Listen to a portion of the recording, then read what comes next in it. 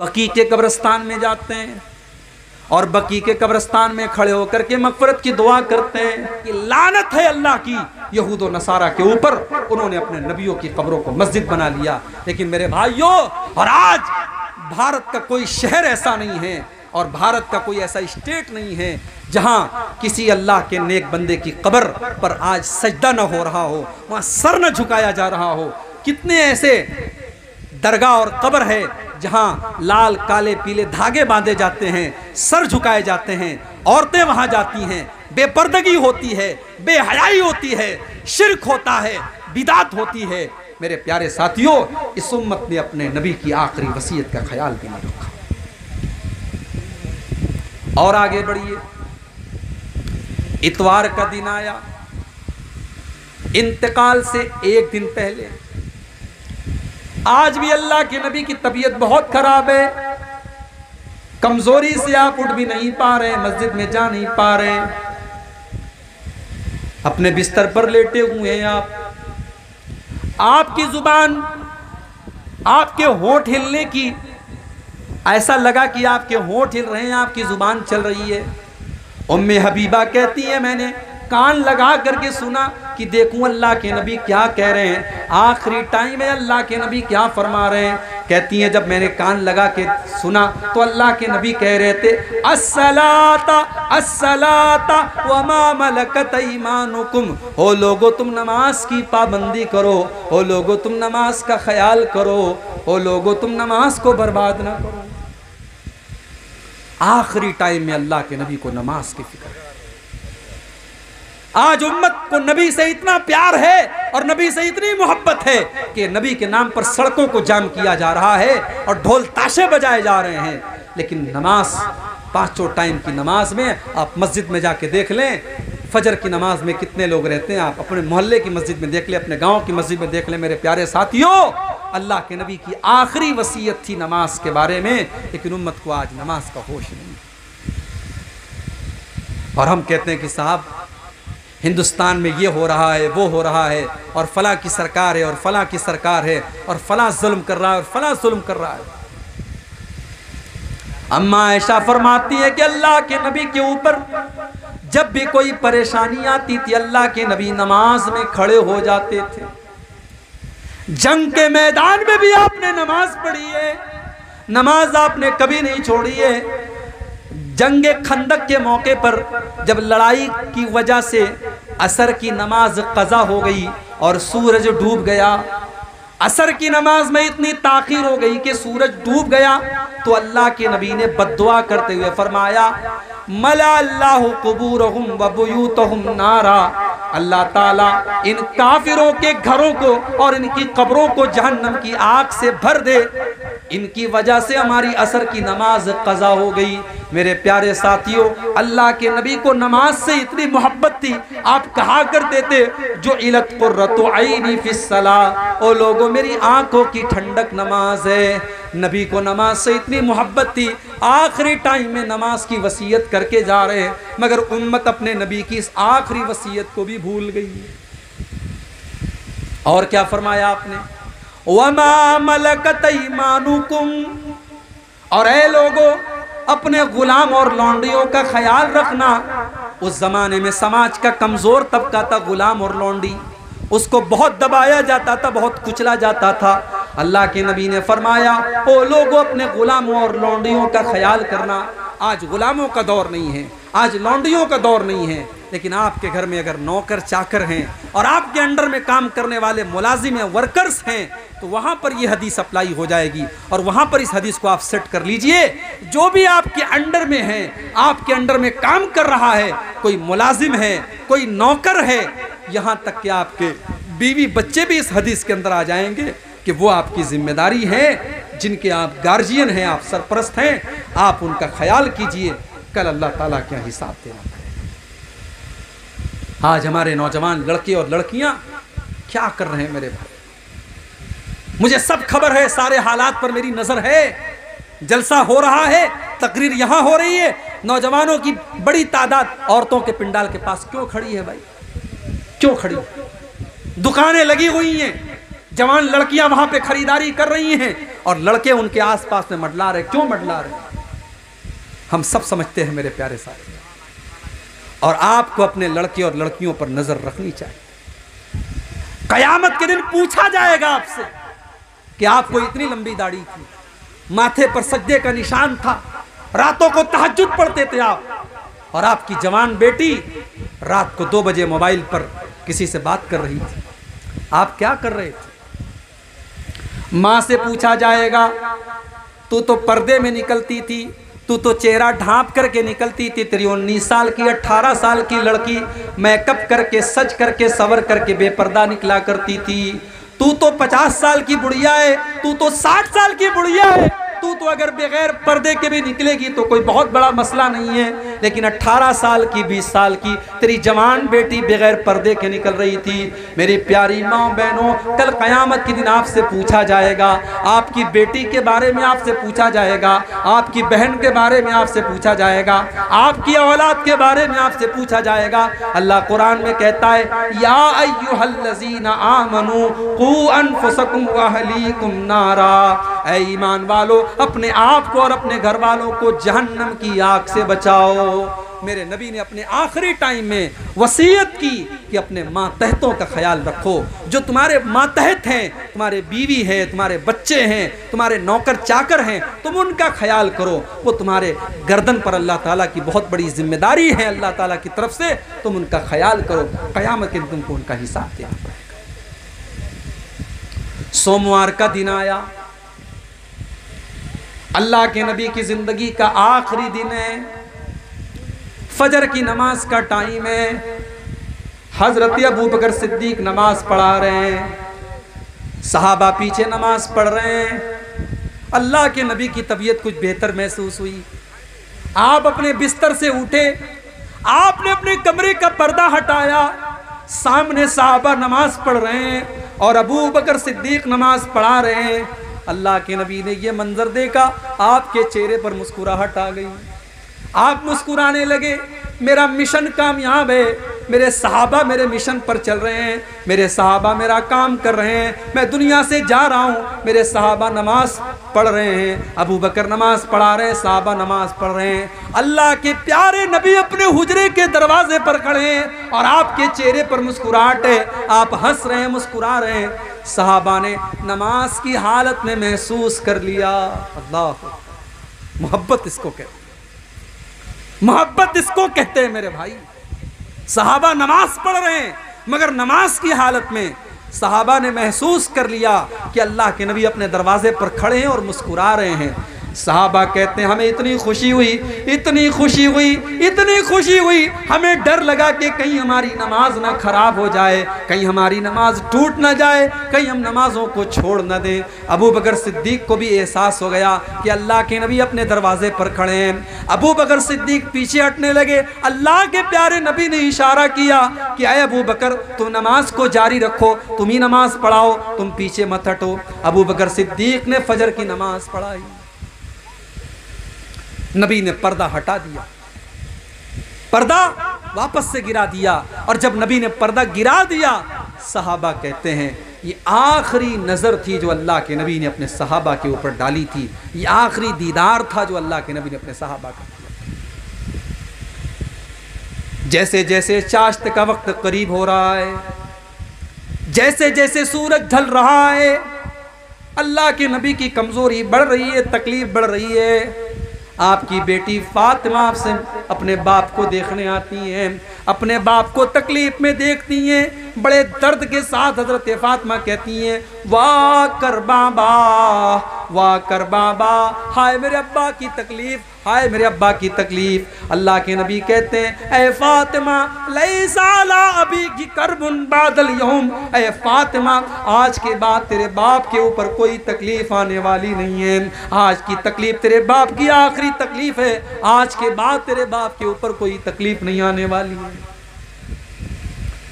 हजरत फातिमा कहती हैं, अल्लाह के नबी ने मुझसे कान में एक बात कही, मैं हंसने लगी, मैं रोने लगी, फिर आपने मेरे कान में कुछ कहा, मैं हंसने लगी। अम्मा आयशा ने पूछा कि ऐ फातिमा तेरे कान में क्या कहा था अल्लाह के नबी ने ऐसा कि पहले तू रोने लगी फिर हंसने लगी? हज़रत फ़ातिमा ने कहा मैं नहीं बता सकती, ये मेरे बाप का राज है। जब अल्लाह के नबी का इंतकाल हो गया और आप दुनिया से चले गए तो हज़रत आयशा ने पूछा कि बेटी अब तो अल्लाह के नबी का इंतकाल हो चुका है, अब तो बता दे तेरे कान में अल्लाह के नबी ने क्या कहा था? हज़रत फ़ातिमा ने कहा अय अम्मी जान, अल्लाह के नबी ने मेरे कान में ये कहा था कि फ़ातिमा, जिब्रील अमीन हर साल मेरे पास रमज़ान में आते हैं और मुझे एक मरतबा पूरे कुरान का दौर कराते हैं, लेकिन इस साल जब रमज़ान का महीना आया तो जिब्रील 2 मरतबा मेरे पास आए और 2 मरतबा उन्होंने कुरान का दौर कराया। ऐ फ़ातिमा, मुझे ऐसा लग रहा है कि मेरी मौत का टाइम आ चुका है, मेरा आखिरी टाइम आ चुका है। ये सुन करके मैं रोने लगी। फिर मेरे बाप ने मेरे कान में कहा कि ऐ फ़ातिमा, मेरे घर वालों में, मेरे अहले बैत में सबसे पहले मुझसे मुलाकात तुम ही करोगी।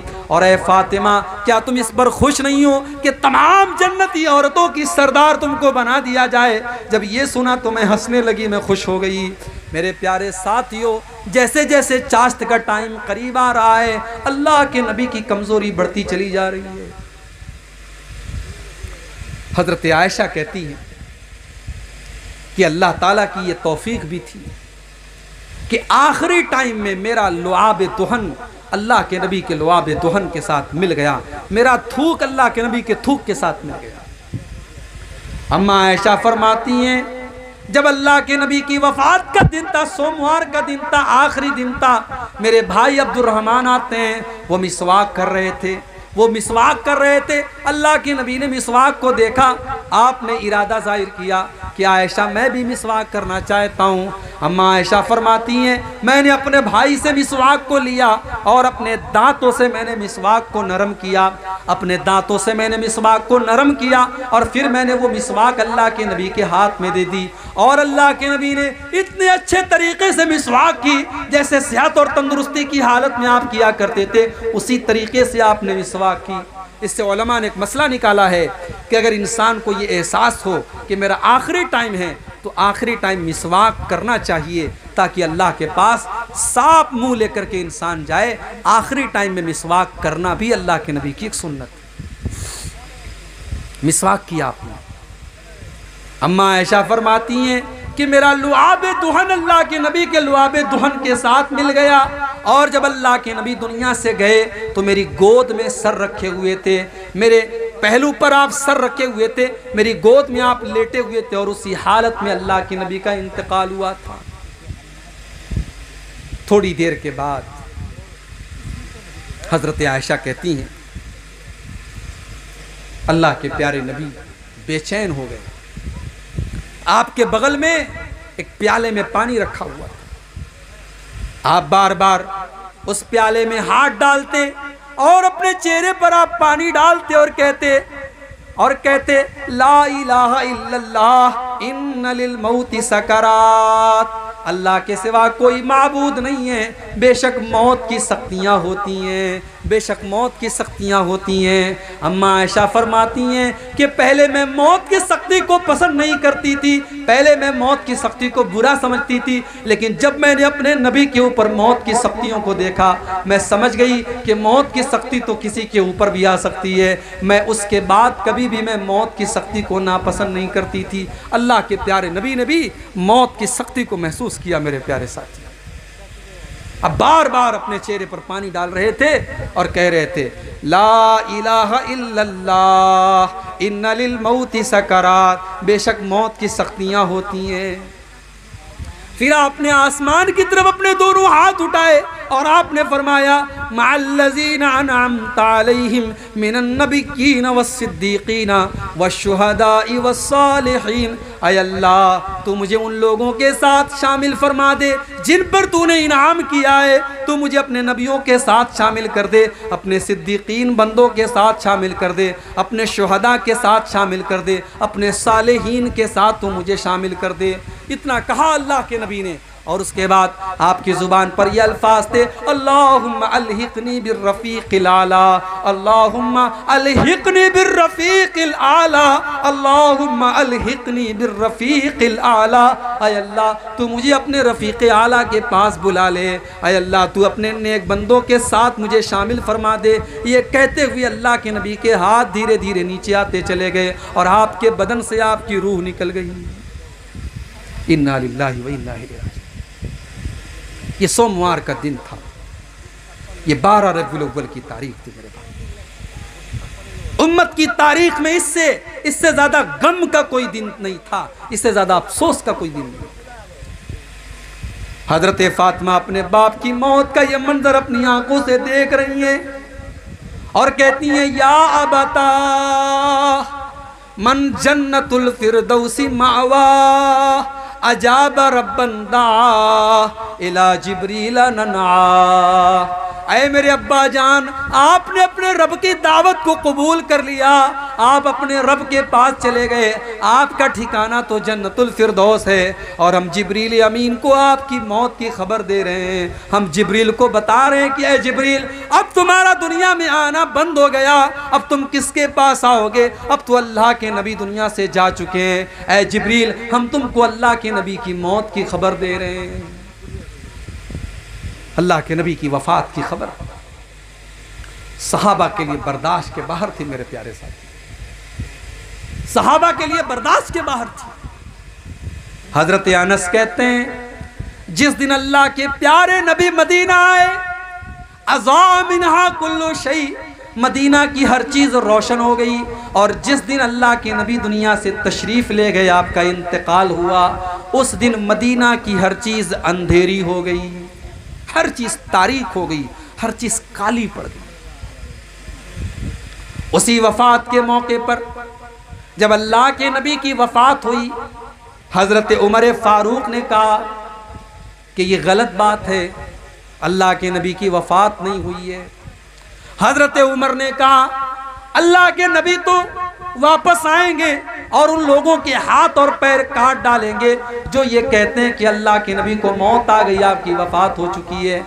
यानी हजरत उमर का दिमाग ये मानने को तैयार ही नहीं है कि अल्लाह के नबी को मौत आ सकती है, आपकी वफात हो सकती है। मगर उस मौके पर अगर किसी ने बहादुरी का सबूत दिया, हिम्मत का सबूत दिया, जुर्अत का सबूत दिया, तो अबू बकर सिद्दीक रजी अल्लाह ताला। जब अबू बकर सिद्दीक को पता चला अल्लाह के प्यारे नबी की वफात की खबर मिली, बुखारी के अल्फाज हैं, अबू बकर सिद्दीक आए और आते ही सीधे अम्मा आयशा के कमरे में दाखिल हुए। अल्लाह के नबी की वफात हो चुकी है, आपकी डेड बॉडी मौजूद है, आपके बिस्तर पर आपको लिटाया गया है। हजरत अबू बकर ने अल्लाह के नबी की पेशानी को चूमा, आपके माथे को चूमा और रोते हुए कहा, बेअबी अंत व उम्मी, मेरे माँ बाप आपके ऊपर कुर्बान हो जाएं, लयजमा अल्लाहु अलैका मौततैनी अबदा। आय अल्लाह के नबी, अल्लाह ताला आपको 2 मौत नहीं देगा, एक मौत सबको आती है, वो आपको आ चुकी है, अब दूसरी कोई मौत आपको आने वाली नहीं है। उसके बाद हजरत अबू बकर सिद्दीक मस्जिद में आए, मस्जिद में सहाबा का मजमा लगा हुआ है, उमर फारूक बड़े गुस्से में खड़े हैं। हजरत अबू बकर सिद्दीक ने कहा बैठ जाओ, लेकिन हजरत उमर बैठने के लिए भी तैयार थे। उसके बाद हजरत अबू बकर सिद्दीक मिंबर के करीब आते और खुतबा देते और अल्लाह की हम्दो सना बयान करने के बाद सूरह आले इमरान की आयत नंबर 144 की तिलावत करते हैं। वमा मुहम्मदुन इल्ला रसूल कद खलत मिन क़ब्लिहि रुसुल। अरे मोहम्मद तो एक रसूल हैं, आपसे पहले भी दुनिया में रसूल आए हैं। अफ़इन माता औ कुतिला, अगर आपको मौत आ जाए या आप कत्ल कर दिए जाएं, इन क़लबतुम अला आक़ाबिकुम, तो क्या तुम अपनी एड़ियों के बल पलट जाओगे। वमन यनक़लिब अला अक़ीबैहि, और जो अपनी एड़ियों के बल पलट जाए, फ़लन यज़ुर्रल्लाह शैया, वो अल्लाह का कुछ भी नहीं बिगाड़ सकता। जब ये आयत पढ़ी हजरत अबू बकर सिद्दीक ने, सहाबा कहते हैं ये आयत तो पहले से कुरान में मौजूद थी और पहले भी हम इस आयत को पढ़ते थे, मगर आज ऐसा लगा जैसे ये आयत आज ही नाजिल हुई है और पहली मर्तबा हम अबू बकर सिद्दीक के मुंह से इस आयत को सुन रहे हैं। उसके बाद हज़रत अबू बकर सिद्दीक ने बड़ी तारीखी बात कही थी। वो बात सोने के हुरूफ से लिखे जाने के काबिल है। हज़रत अबू बकर ने कहा था,